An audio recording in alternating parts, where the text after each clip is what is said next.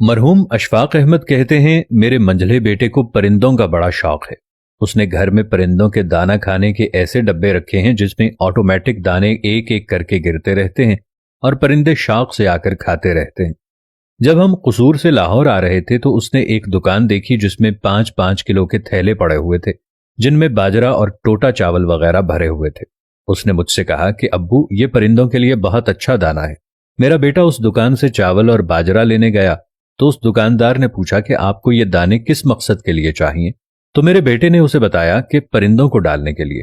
اس پر اس دکاندار نے کہا آپ کنگنی ضرور خریدیں، کیونکہ کچھ خوشلہان پرندے ایسے ہوتے ہیں جو باجرہ نہیں کھا سکتے بلکہ کنگنی کھاتے ہیں، وہ بھی پھر کنگنی کھانے آپ کے پاس آیا کریں گے۔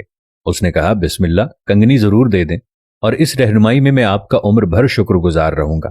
وہ چیزیں لے کر جب اس نے پرس نکالنے کی کوشش کی تو اس کو اپنا پرس جیبوں میں نہ ملا، گاڑی میں بھی بلکہ آس پاس ہر جگہ دیکھا لیکن وہ ملا نہیں۔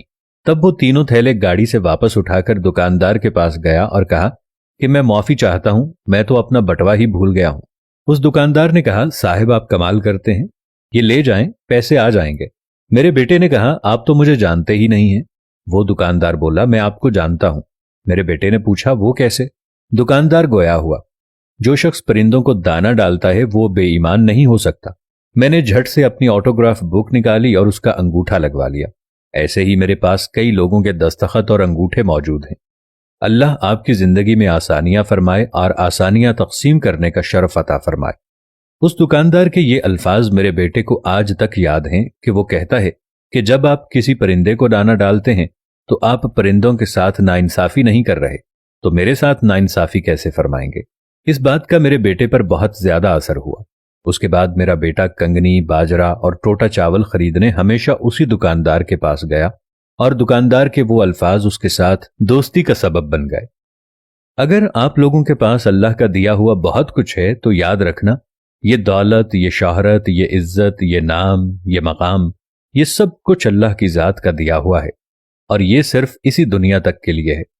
تمہاری آگے کی دنیا میں صرف وہی چیز کام آئے گی جو آپ اللہ کی راہ میں دو گے۔